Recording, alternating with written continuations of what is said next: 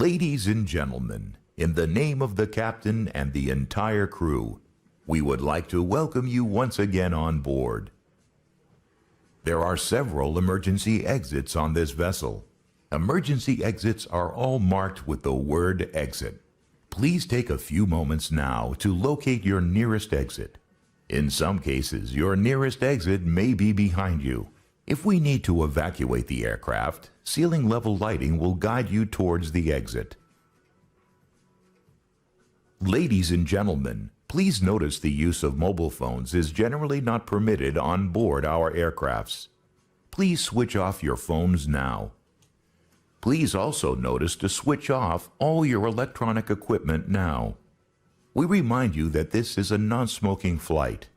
Smoking is prohibited on the entire aircraft, including the lavatories. Ladies and gentlemen, we thank you for your attention and wish you a pleasant flight to Mars. If there are any further questions, please feel free to ask our flight attendants.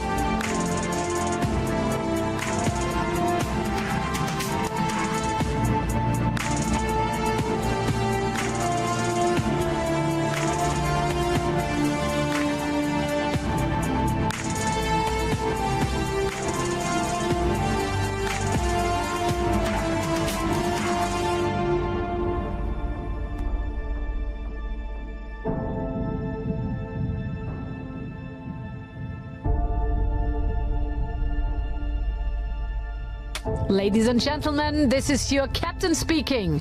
Welcome on board our vessel to Mars. Boarding is completed as all systems are set, and we're sure that we don't take the coronavirus to outer space. Thanks for your cooperation, by the way. We are ready to launch. First rule, don't panic. Cabin crew, prepare for takeoff.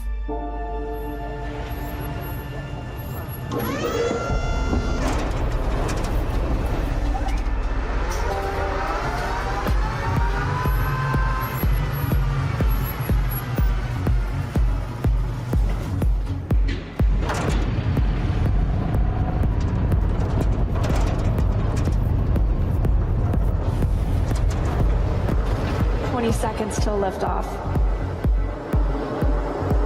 T-minus 15 seconds. Falcon 9 is configured for flight. 10, 9, 8, 7, 6, 5, 4, 3, 2, 1, 0. Ignition.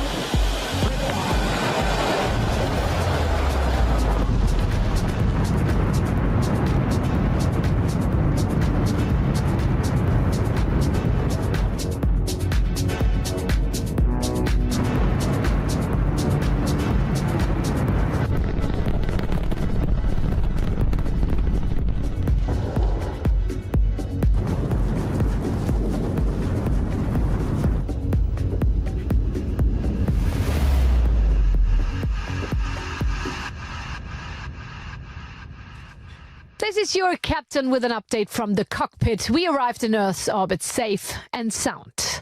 Let me please especially welcome one very special passenger, an extraordinary visionary, a multi-talented engineer, a super smart entrepreneur, and not at least the man who made this mission to Mars possible. Please give a very warm welcome to Mr. Elon Musk.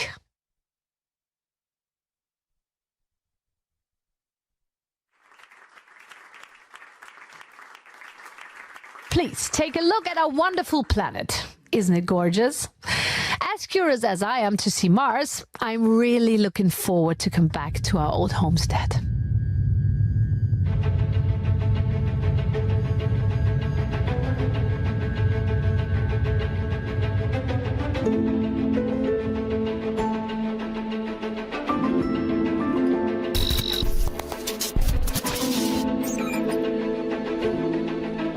South Africa in the 70s. A boy from Pretoria facing childhood problems. He reads 10 hours a day. Star Wars and science fiction. But this one's got talent. For machines and for money. Game begin. At the age of 12, he programmed his first computer game on the good old Commodore. Young Elon sold Blastar for $500. Develop stuff, let it grow, sell it soon. This is how he made his fortune and his opportunity to go even further. This is the way. One sentence he never wanted to hear. You're in the army now. So he got himself a passport, moved to Canada, leaving the South African apartheid regime behind. He was 16 years old. After some time in Kingston, he left Canada, went to Pennsylvania, got his bachelor, and then moved south. Stanford University, Palo Alto, where all the Silicon dreams were about to come true. Elon was one of those who founded the legend of the Valley. With $2,000, a car, and a computer, and nothing more, he and his brother Kimball founded Zip2, a company that provided and licensed online city guide software to newspapers.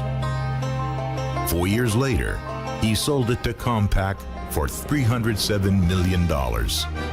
Quite a story, but just the start. A typical story of those times. Develop and invest. Find allies. Merge. Disrupt. The rise of PayPal. His first vision of making things easier for people using the digitization. Elon Musk helped to change the financial industry forever. PayPal was sold for $1.5 billion to eBay. Elon held 11.7% of the shares. A big winner in the big game. Money that he uses to make the world a better place. He attacks on the world's best settled market, the automotive industry. We created Tesla to make a difference in the world. Tesla. Disruption at its best. Not everything worked out perfect. Oh my God. Well, but his long breath proved him right. He is pushing all his competitors forward. He is expanding. He leads technology. He leads infrastructure and logistics. And if necessary, he works and sleeps at the factory. And he is ein Berliner. Soon, very soon. We've decided to put the Tesla Gigafactory Europe in the Berlin area. Yeah. That's the news! And Tesla is just on the cutting edge of an idea. Autonomous driving is born. So for us, being a little startup, we had to start off with a car that was in low production and necessarily expensive. Their idea of an electric car is something that doesn't look good, isn't fast, doesn't have high performance. We wanted to break the mold of all of that. That's what we sought to achieve. Saving time for important things. Saving time for stuff that is fun. Well, it is fun to drive a Tesla. But on an endless motorway, even riding gets tiring. It's human. We're bored very soon. Let the car drive and get some food for the brain while it does the work. And last but not least, fuel it with energy that is not harmful to the planet. Elon embraces his responsibility. But this is never enough. Much more is needed. Elon can't stop thinking about the future, of making things work better, more efficient. A visionary, a man who never gives up.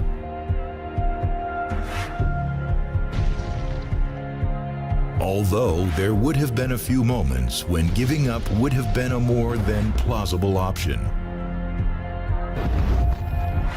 He reaches out for the stars. The real ones. The stars shining bright at night in the sky. You see them both light up? He is a superstar. And still the kid who loves sci-fi.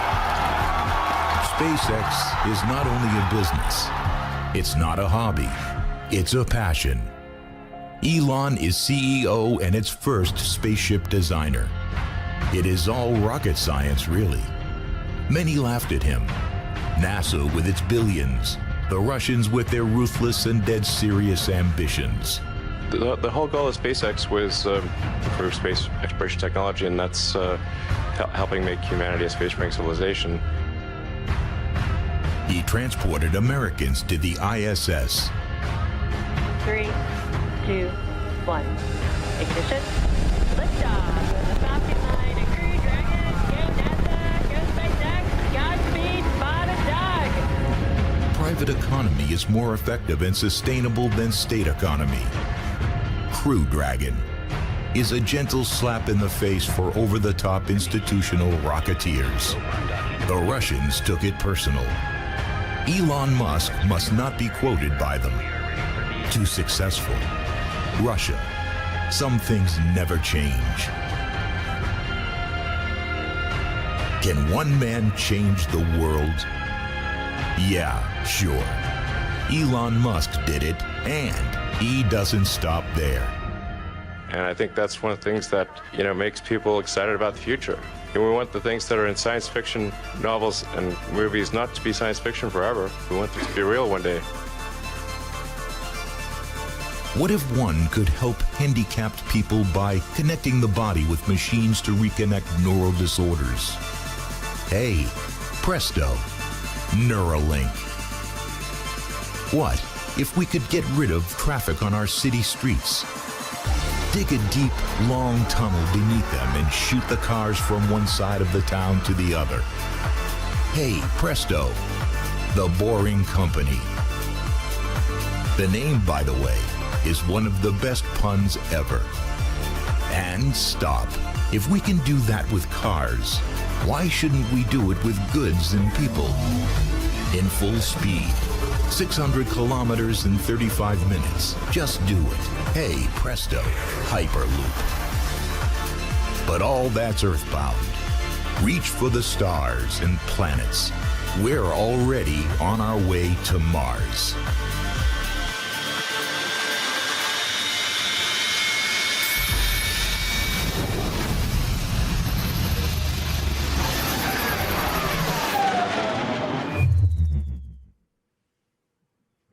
This is your captain speaking. Well, rather gasping. What a trip that was.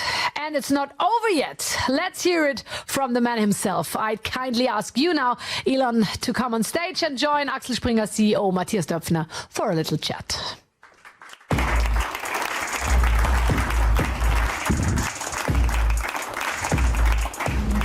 Well, Well, that was fun. Yeah, I'm glad that you enjoyed it. Yeah, it's like a ride. I mean, I think you could charge money for this.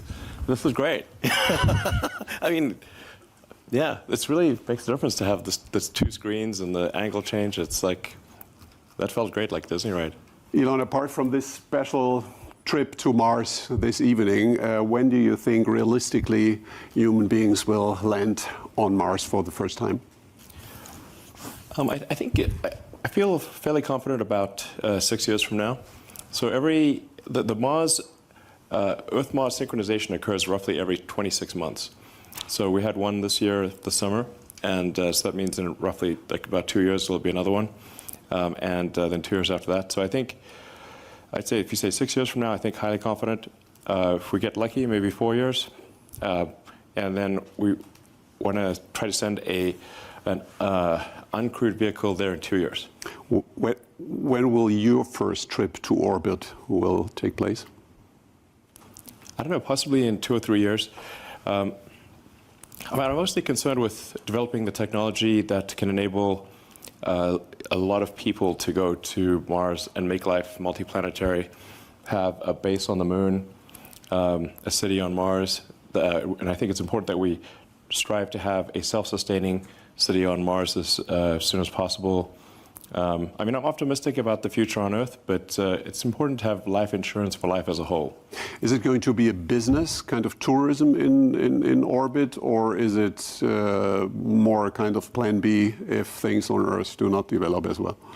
It's not exactly a plan B. It's more that I think there's two aspects to this. One is that we want to have a future that is inspiring and exciting. And what are the things that you find inspiring and exciting about the future? And I think a future where we are a spacefaring civilization and out there among the stars, I think every kid gets excited about that. You don't even need to teach them. They just get it. It's like instinctive. And so it's very important for us to have reasons to be excited about life. Like when you wake up in the morning, it can't just be about problems. It's okay. I know everyone in this room deals with a lot of tough problems, but it's got to be more than that. So, I think a future where you can say, hey, even if it's not you, there's going to be people out there. We can have a base on the moon. We're going to have a city on Mars. Maybe go further, the moons of Jupiter and everything. I think that's a very exciting future, and I think most people do. And you seriously want to be buried on Mars? Just not on impact. Yeah. If you're going to... Listen, we're all going to die someday. So if you're going to die someday, I'm like, okay, do you want to be buried on Mars or Earth? I'm like, Mars sounds cool. Born on Earth, die on Mars. That's, if you've got the choice. 2 years ago, I had a conversation with Jack Ma, and we spoke about Jeff Bezos' plans with regard to orbit. And he said, well, let's Jeff Bezos take care for the orbit, I take care for the Earth. You seem to take care for both? Yeah, basically, Tesla is about trying to make sure things are good for the future on Earth. And then SpaceX is about good future beyond Earth, basically. And so obviously we have to have sustainable energy, both consumption and production of energy. So like Tesla does solar panels and batteries. I think that's one of the key ways to have sustainable energy generation. And also the batteries are useful for wind power. So, and then you need to consume it via, you consume the electricity, so electric vehicles.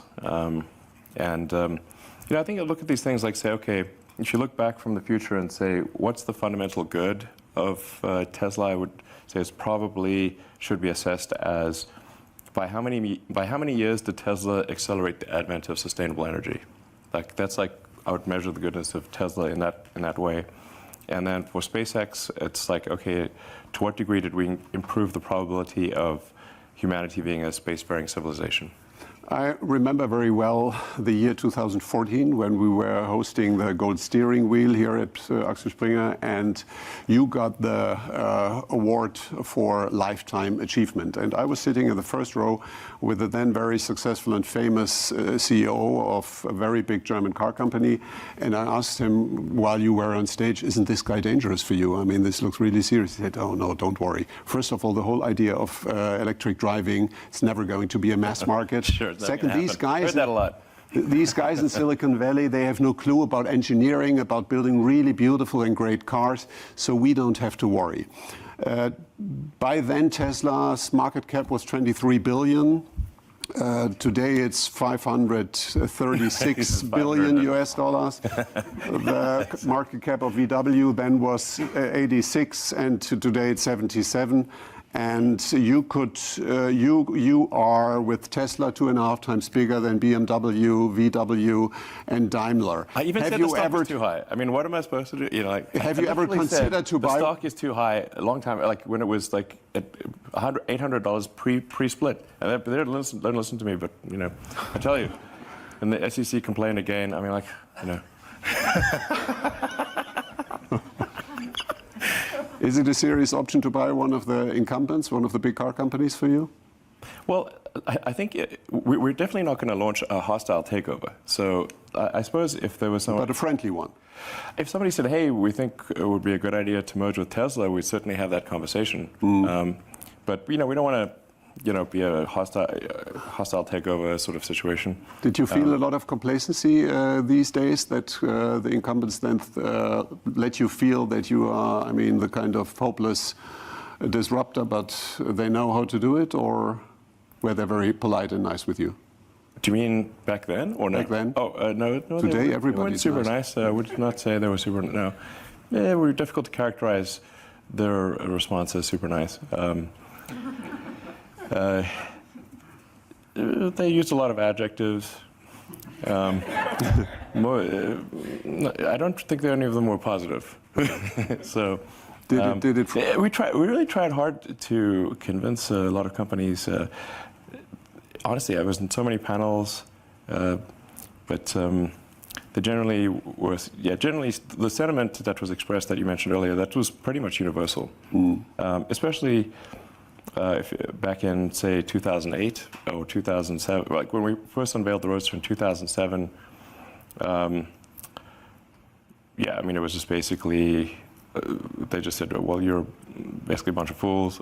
Well, I mean, generally they would say, like, well, starting a car company is crazy, you're going to lose all your money. I was like, I think I probably will lose all my money, I agree.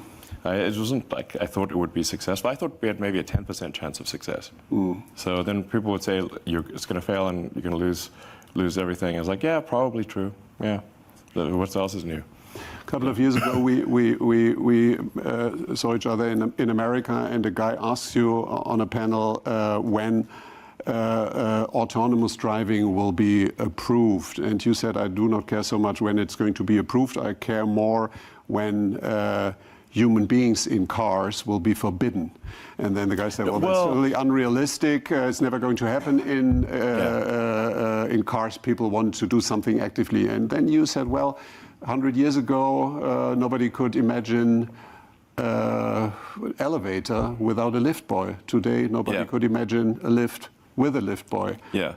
So when is autonomous driving really going to happen, and when are you able to do it, and when is it going to be approved? Okay, just between us. Yeah, that's a very discreet circle here. Yeah. So, well, first of all, I'm not against people driving, to be clear. So I think people will drive cars basically as far into the future as I can imagine. It's just that it's going to be increasingly unusual to drive your own car. And while it's fun to drive a well-handling car on a winding road in beautiful terrain, of course that's fun. But it's not fun to drive a car in terrible gridlock traffic. Like, going through extreme traffic, that's no fun driving a car. So I think people are unlikely to, most of the time, want to commute or with their and drive themselves. And people are typically spending hour and a half a day, maybe 2 hours on average driving, especially say in like California or something like that. It's very common. And some people will actually commute like 3 hours a day. Sometimes it's pretty crazy. So I think if say fast forward to like 10 years from now, I think 10 years from now, almost all cars will have full autonomy capability. all new cars produced. So there's about 2 billion cars and trucks in the existing fleet, and the new vehicle production is about 5% of the fleet size, so about 100 million. So even to the point at which all cars are autonomous, it'll still take 20 years to replace all the cars, assuming that the number of cars and trucks in the fleet stays constant. But like say 10 years from now, I would say vast majority of cars electric, like maybe 70-80% or more, and almost all cars autonomous. Electric autonomy is absolutely the future, no question. It's just a question of when. But then, like I said, sometimes people think that means the global fleet gets replaced instantly. It's like, nope, you have to go 20 years beyond that point before, 20 years from the point at which new cars are electric, then the fleet will be replaced. This is just an important, it's not like, sometimes people are used to like mobile phones and that kind of thing. It's like 2-year or 3-year replacement rate, but cars are a much more expensive asset, a longer life. Anyway, to actually answer your question, I'm extremely confident of achieving full autonomy and releasing it to the Tesla customer base next year. Now, there's a uncertain period of time for when regulatory approval will take. How long will it take? But I think if you are able to accumulate billions of kilometers of autonomous driving, then it's difficult to argue and look at the accident rate when the car is autonomous versus non-autonomous. And in fact, our statistics already show a massive difference when the car is on autopilot or not on autopilot. If the safety is much greater even with the current autopilot software. And we are discussing level 5 autonomy, so really yes. full autonomy. Will yes. Europe lag behind, or will it be approved here at the same time like in America or China? It's hard to say exactly when it will be approved. I mean, just and our customers already know this, but the EU regulators are the most conservative. And I don't know if people want that to be the case or not. Our customers are sort of unhappy about it. But yeah, they only meet every 6 months. It's a bit of an arduous. Yeah. Maybe meet more often, I don't know. Yeah, but I think at least some jurisdictions will allow full self-driving next year. Okay. Exactly a year ago, you were announcing in this very building that you're planning to build a new site near Berlin. Yeah. And a couple of months later, in June, you started. You want to finish it by July next year. We did a little tour this morning. It's impressive how advanced it is, and it's almost unbelievable. Germany, and particularly Berlin, is not world famous for finishing construction sites in time and in budget. So you've created a kind of anti-Berlin airport project. Why Berlin? Why did you go to Germany and to Berlin to get that big project done? Sure. Well, first of all, I'm actually a big fan of Germany. I love Germany. It's great. I have a lot of friends, German friends, and I think Berlin is a very fun city, and I think there's also, from a location standpoint, people like, say, young people can live in apartments at a reasonable price in the city of Berlin, but if somebody's got a family, they can still have an affordable house. So it's a good location, offering good living for people of all ages and incomes, and Berlin mayor once said Berlin is poor but sexy. Is that what attracted you? Berlin's not that poor, but it's definitely sexy. Could you imagine to spend... I mean, so we're going to have, like, when we open the... you're all invited, by the way. When we have the opening for Giga Berlin, we're going to have just a big party. We're going to have, like, start off from the day, have more sort of family music, and then gradually get more hardcore, and then go, midnight techno till dawn. Do you plan to spend more time in Berlin yourself? You want to partly live here? Yes, I'll be spending a lot of time here. Where do you sleep tonight? Tonight's in the factory. In the factory, not in a hotel. Well, technically in a conference room in the factory, but yeah. You sleep in a conference room in the not finished factory tonight. Yeah, it gives me a good feel for what's going on. Alone or? Yeah, I assume so. Is this an invitation? Yeah. Okay. Elon, you have so many projects. It's not only Tesla or SpaceX, it's Neuralink, it's the Boring Company, so many things. And when we discussed last time, I asked you what is the most important project or the most important topic for you to deal with in the foreseeable future. And you said that is truly the role that AI is going to play in our society. Could you explain why and why that is a big opportunity, but also seems to worry you? Yeah, I think, well, I mean, humans have been the smartest creature on Earth for a long time, and that is going to change with what's typically called artificial general intelligence. So this is, say, an AI that is smarter than a human in every way, could even simulate a human. You know, this is something we should be concerned about. I think there should be government oversight of AI developments, especially super advanced AI. It's just, this is anything that is a potential danger to the public. We generally agree that this should have government oversight to ensure that the public safety is taken care of. Because you fear that one day mankind could serve the machines and not the other way around? Honestly, when I see people on their phones, I think we're already serving the machine. Now. Yeah. Yeah, it's like everyone's answering the questions. You know, every time you do a search or add information, you're sort of building this, the digital group mind. But yeah, the advent of artificial general intelligence is called the singularity for a reason, because just like a black hole, which is a singularity, it's difficult to predict what will happen. So it's not as though the advent of AGI is necessarily bad, but it's bad as one of the possible outcomes. And when is singularity in the definition of Ray Kurzweil going to happen? Well, I think you were saying he's predicting 2025. I think that's reasonably accurate. Mm. And how can it be avoided that is then more a threat for humanity than an opportunity? Is it a question of governance, so that there is not too much power in one or in few hands? Or how would you make sure that it goes into the right direction? I think we should have a government oversight, just like we do. We have government oversight and regulation of cars and aircraft and food and pharmaceuticals. These are all, you know, there are regulators that oversee these developments to ensure public safety. And I think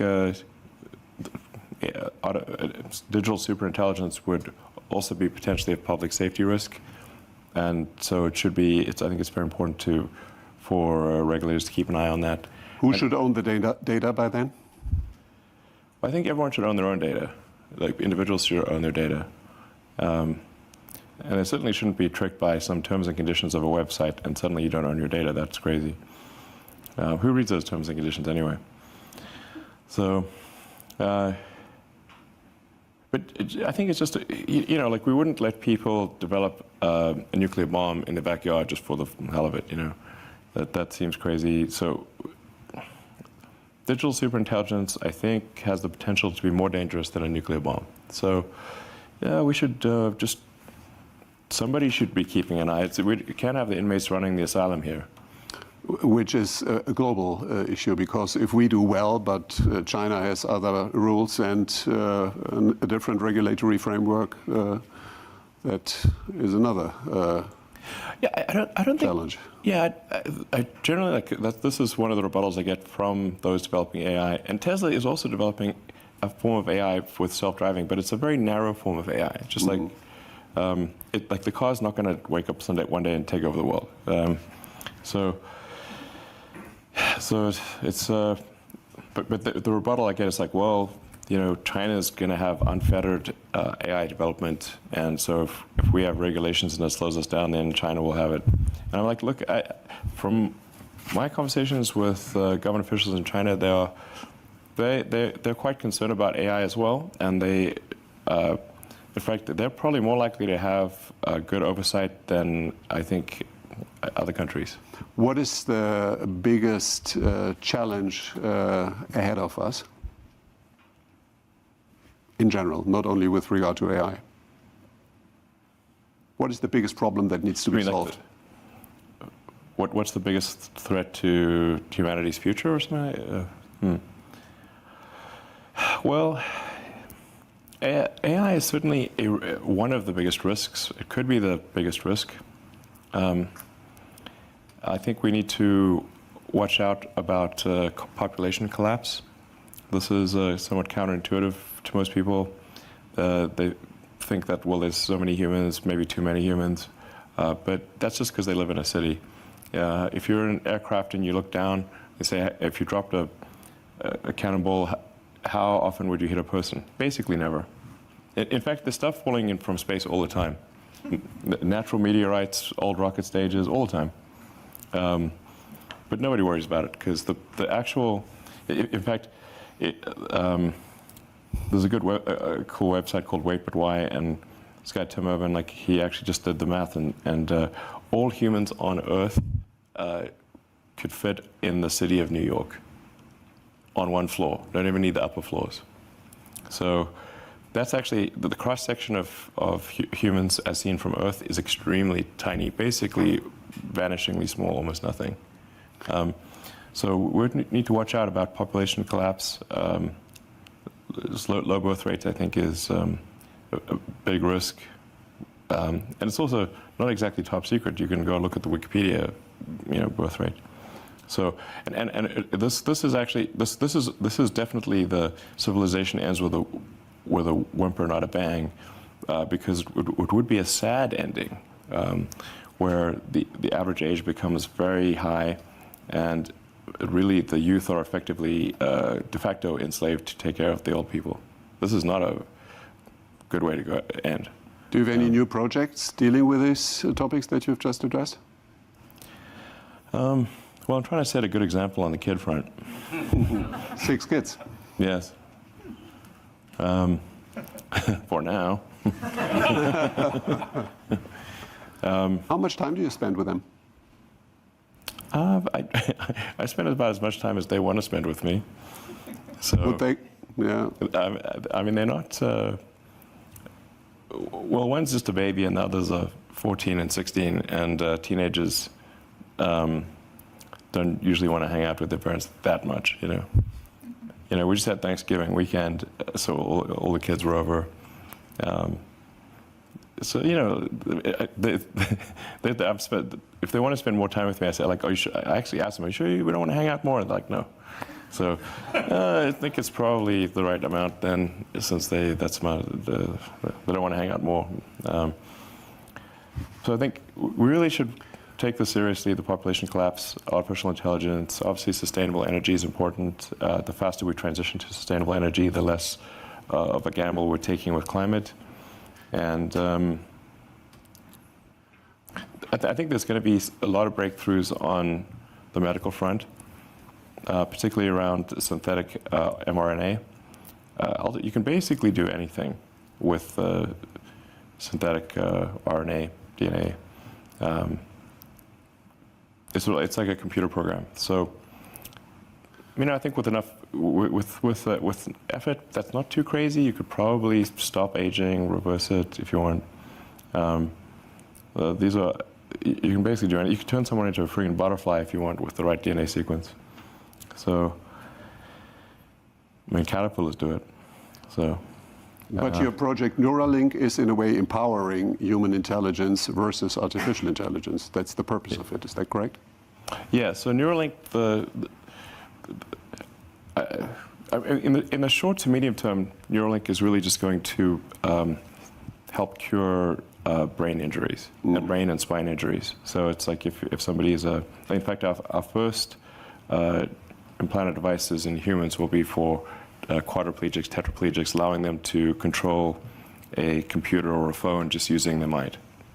So, like, you can imagine, like, if Stephen Hawking could just talk, and normal speed or even faster than normal speed. Looking back for the last thousands of years, what is the most important invention of mankind so far? In the past 1,000 years, I guess Or it's millions. oh, millions. Well, I think language, being able to talk and express concepts, and this is probably the biggest invention of humanity's language. It's an answer that we like very much in the publishing house. Absolutely. Writing is exactly just writing really made a big difference. That guy Gutenberg, he really knew what he was doing. You have one thing in common with Nikola Tesla, that's a photographic memory. Is that only a gift or sometimes a burden because you memorize too much? I have a photographic memory in some respect. You can filter? For technical stuff, I have a very good memory. So, for a human, computers are much better at memory. Computers are really good at memory. Why is music so important for you? Techno music in particular? Well, it's pretty fun. I think it's, you want to, I don't know, feel maximum human, And so I think when people have like sort of a rave and good music, it can be like, hey, maximum human, You want to really feel, it's like, boom, like where it really gets you to feel, And I think that, having fun with friends and, just crazy dancing is fun. Perhaps your love for techno music is the secret reason why you are building big projects in Berlin. Honestly, it's a significant factor. Okay, Elon, last question. You celebrated your 30th birthday with a masked ball in Venice. 40th. Your 40th birthday, I was told you had a fight with a samurai sword fighter. What is your plan for your 50th birthday next year? Here. Well, so my 40th birthday was in Venice. It was technically a post-apocalyptic masked ball.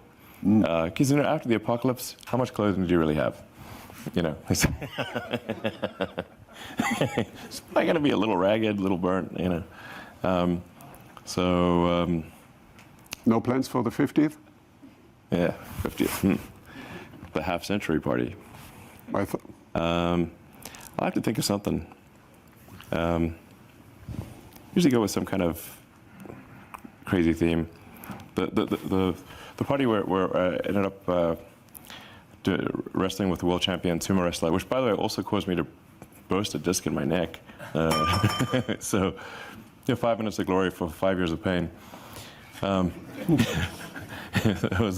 really hurt. So that party was Victorian Japanese steampunk. So that was cool. I have to think of something for the half-century party. You have a little time to think. Hey, being on Earth for a half-century, that's like, hey, I'm still alive. Wow, cool.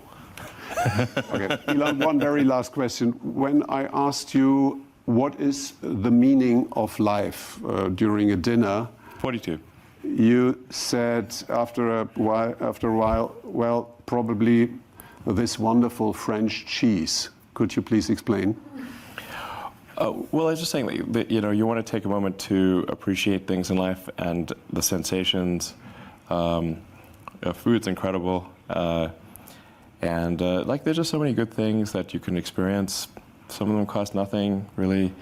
Have a walk in nature or just a nice meal, and it's like, wow, that's pretty great, And we should take a moment to appreciate these little things, the big things, the things that move your heart. I think that's probably the meaning of life, as close a definition as I can think. Thank you very much, Elon. All right.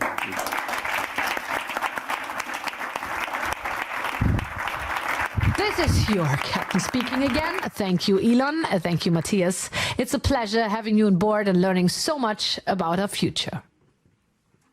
Before I come back with some information about our flight, I'm now honored to welcome Secretary Jens Spahn and ask him on stage and to share his thoughts about Elon Musk's achievements and responsibilities. The vessel's floor is yours, Mr. Secretary.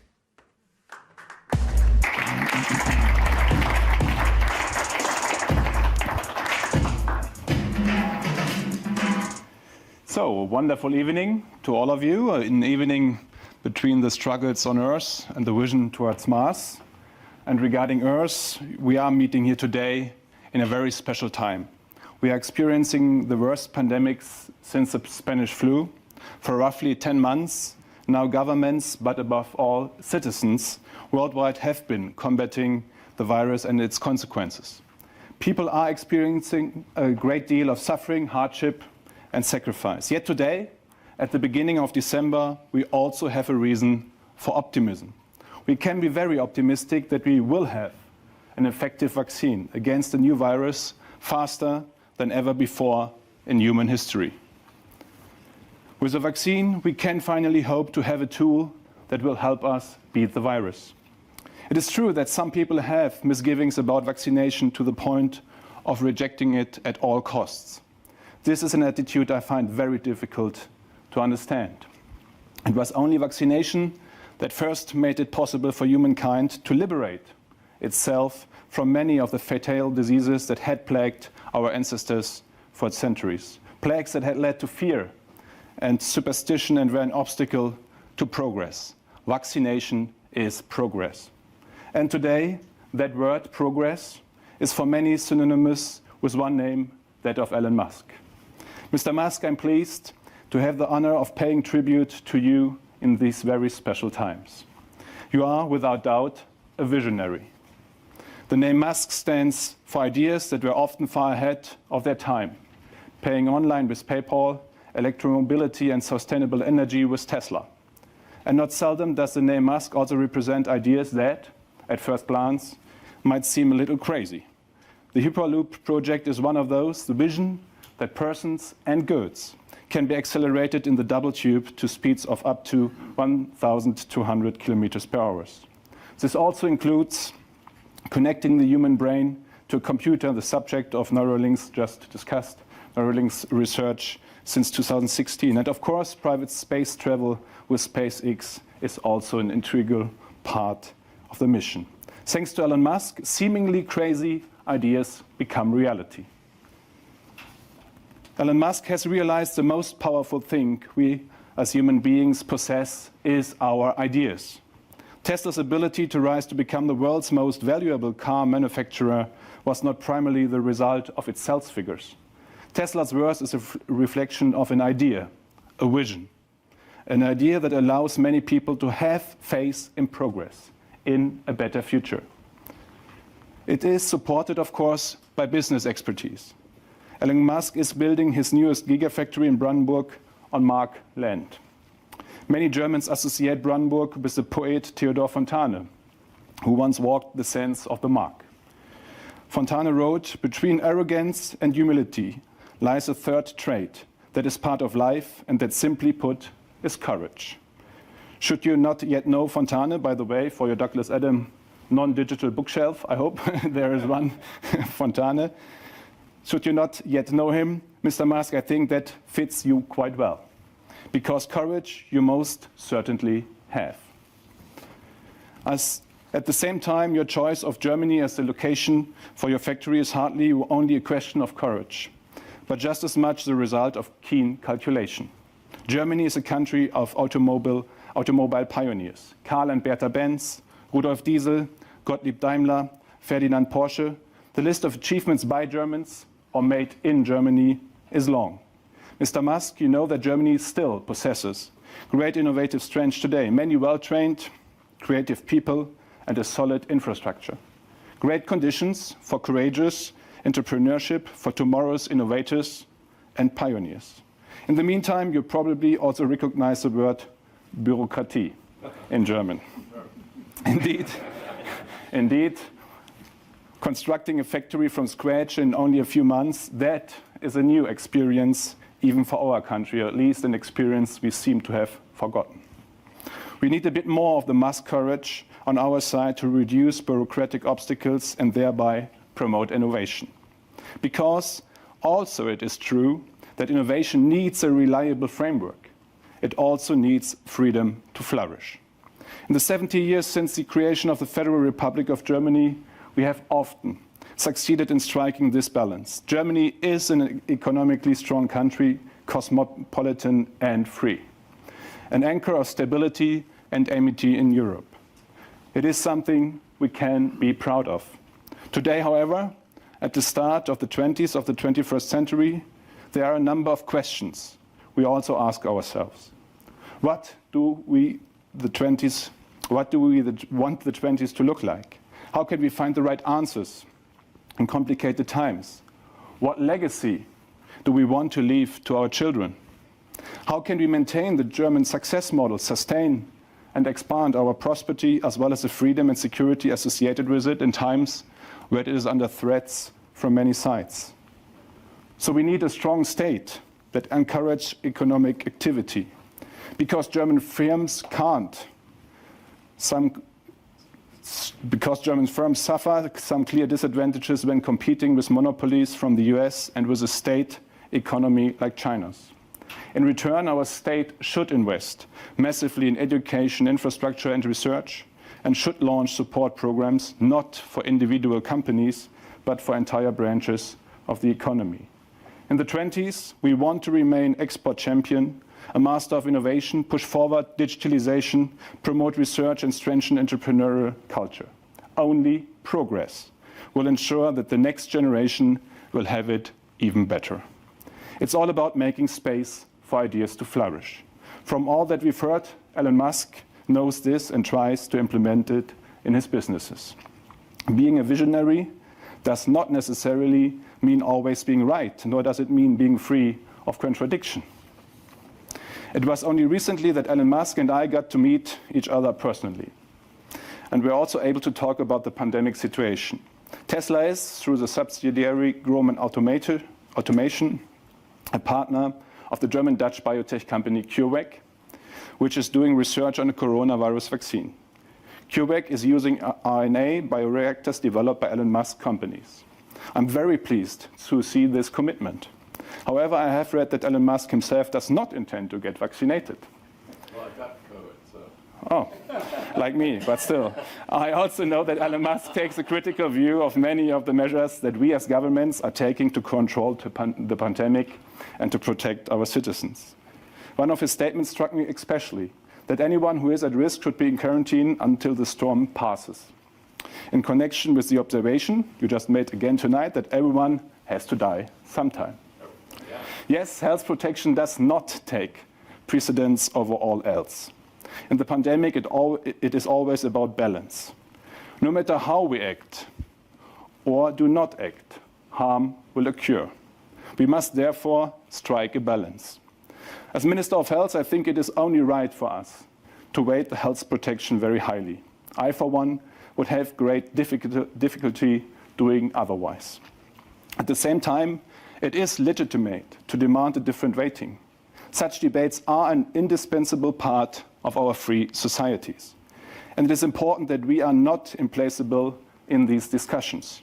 But we listen to each other and are willing to assume, at least sometimes, that the other one might have a point, or that their arguments could be valid. Debates that deteriorate into moralizing seldom reflect reality in all its diversity.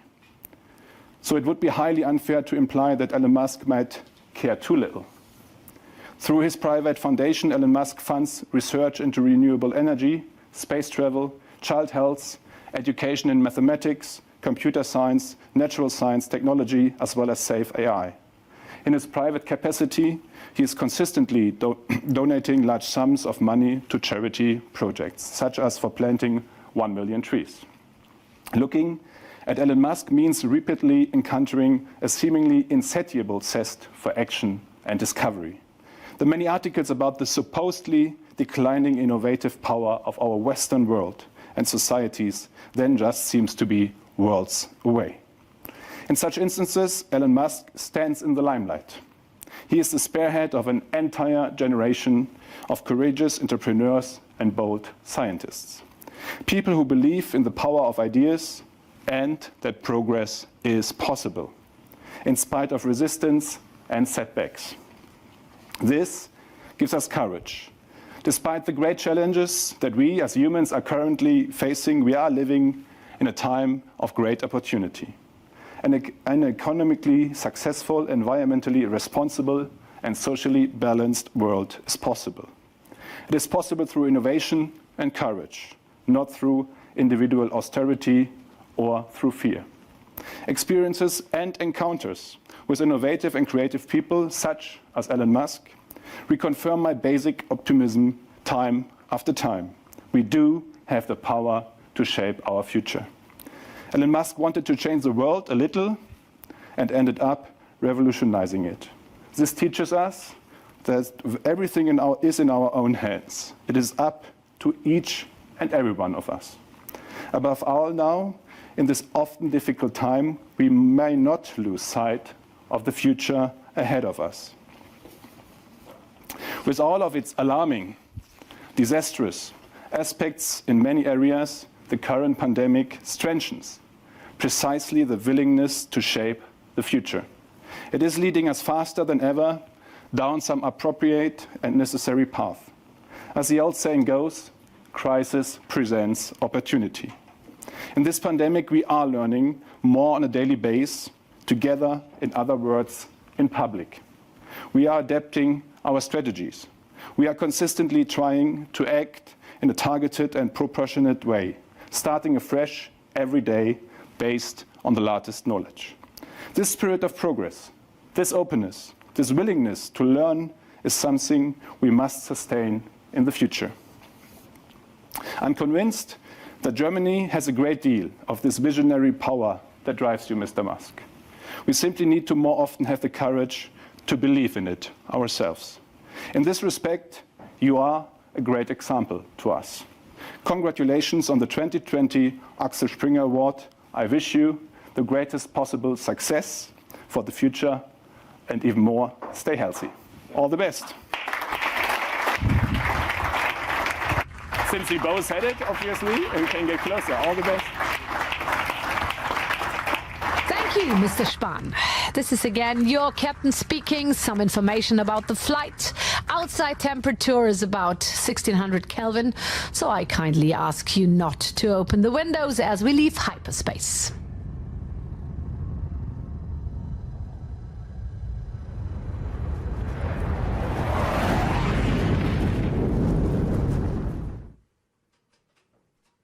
Welcome to Mars orbit.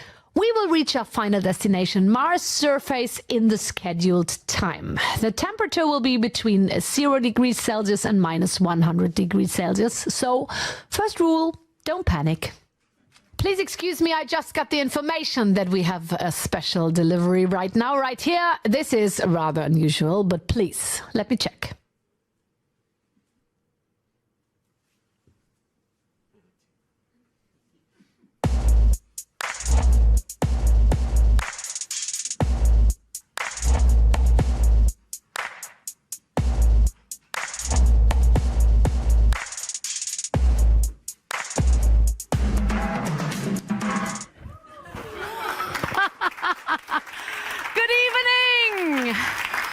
Elon. Good evening, everybody. I'm your captain tonight. Would you please hold my helmet? Thank you very much. Wow, it feels so comfortable. I never felt that comfortable before. Thank you. It's your original SpaceX overall, and I will wear it many times from now on because I never felt so free. I can breathe, I have oxygen in my head, and I've experienced that before standing on the stage. It's a bit wattiert, you know, it doesn't make me slim, but it's okay. It's okay for me tonight. I'm really happy to be here, and I'm really thankful to meet you because I'm also thankful for your work and achievement for different reasons.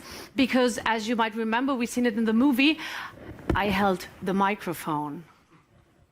I was the one, it was my hand holding the microphone when you announced that you're gonna build Tesla here in Berlin-Brandenburg. And so, thanks to you, I made it in every German news show. And not me, but parts of me made it into every German news show, which made me really famous. My hands are now one of the most famous hands we have in Germany. And my hands are holding your present now. It's a present. We were thinking about what can we give you as a present? It's really difficult, you know, it's really difficult. We were thinking about a spa weekend in Brandenburg. Not so good. A helicopter flight over Berlin. A fancy set of steak knives. You might have it already. So we were thinking about what could be nice for you. And can you guess what's inside? Come on stage. I tell you, come on. No, it's no cake and it's no book. Come on stage. As we heard, you are a visionary and you are a businessman, but you are also, you don't not only like to listen to music, but you also do music. You compose. Is it a record? Yeah, it's a record. Okay. You compose music. Great. There is one famous song, it didn't make it to the charts, but it's really famous. Listen, it really ranked on SoundCloud. That's a Tell joke, me, but... the name of the song is Don't Doubt Your Vibe. Yes. You recognize Yeah, it? don't doubt your vibe. Because it's true. Because it's you. Oh, that's good. Yeah. I mean, it has so many possibilities to really go right through the ceiling. Yeah. Yeah. When I mean, if did you write do it? enough auto-tune, it works. Yeah, Turns yeah. out. Yeah. We will. When did you write it? When did you compose it? Well, actually, I just woke up one morning and I was singing the lyrics. They're not very complicated. And my girlfriend Grimes recorded it on her phone. Yeah. And she said, "This is great. We should make a song out of this." Yeah. And so then we called our friend Mike, who is a great producer, and we went to the studio, to the Muppet studio, Jim Henson studio. Yeah. And we made the song. Yeah. And then I created a fake record label called Emoji Records. Like, you created it Emoji. within a minute. Yeah. Like emo gangsta, like that. And on SoundCloud. And then I uploaded it to SoundCloud. And that's how it went. Perfect. Yeah. On which occasion should it be played? I guess if you're doubting your vibe, Yeah. Or anytime.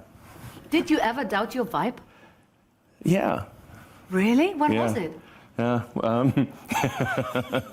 December 2nd, I don't know, 92. Can we expect more? Can we expect more? It's very promising, I mean. Well, I do think that it would be kind of fun to do a cover of Barbie Girl by Aqua. You know that song? Barbie Girl? Barbie Girl, yeah. Viagra? I'm a Barbie girl in a Barbie world. I'm out It's- in plastic. It's fantastic. You know it. Break my heart. It's me everywhere. Yes. Imagination is Okay, my imagination. so you know the lyrics. Yeah, I know the lyrics. Did you write it? No. Okay. But I think it would be fun to do a cover of Barbie Girl, but Cyber Girl. I'm a cyber girl. Yeah, in a cyber world. Perfect. Yeah. Okay. Fine. You have to invent a new It's fantastic. melody. In the future, there's no plastic, that kind of thing. Yeah, I doubt that. I doubt that. So, but now, hold on to your seat. We have the honor to have one of the most famous DJs in the world. Cool. He's here, and Okay. he remixed your Nice. song. Great. And we have him here. Sven Feth is here tonight. All right. Sven, would you come up on stage? Hello. He did this original. It's inside here, Sven. Yes. How was it to work with the material? How was the material? How did you?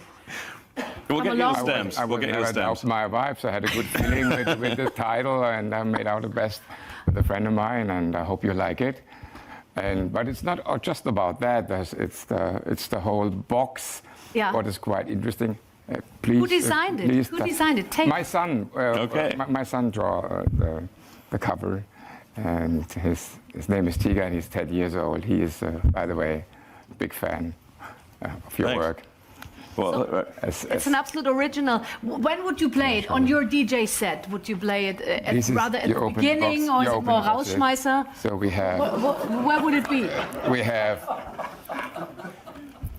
unique printed vinyls, and I choose. Do you have turntables in You your have conference room on Yes. the I have two turntables and a construction microphone. site? So I choose essential techno tracks from the last 30 years. Great.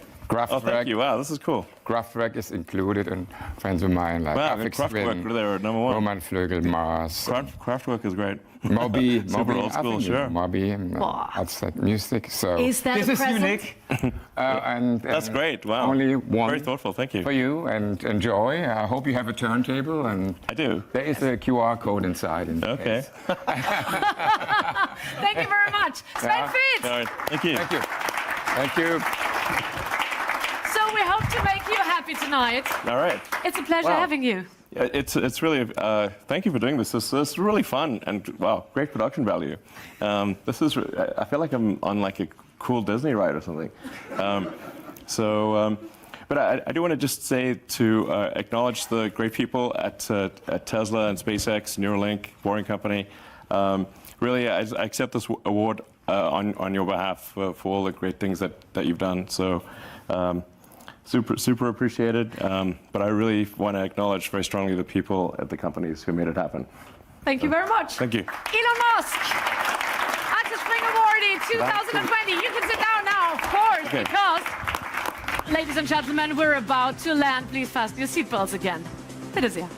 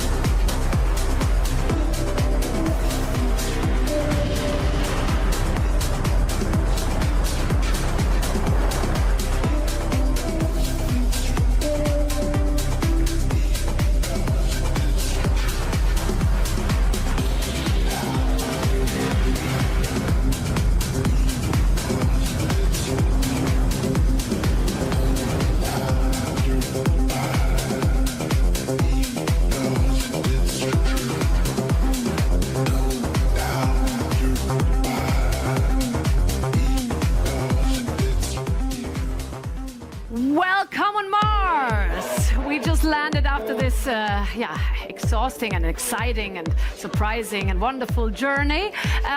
Looks great, doesn't it? Yes. You can follow now our assistants or Mr. Döpfner. He's the tallest guy here. Just walk after him, and we have a little refreshment for you. And you don't even have to choose between salty and sweet, or ham or cheese. You can take both tonight, which is just great. Just have a nice evening and enjoy. Good night. Thank you, Elon.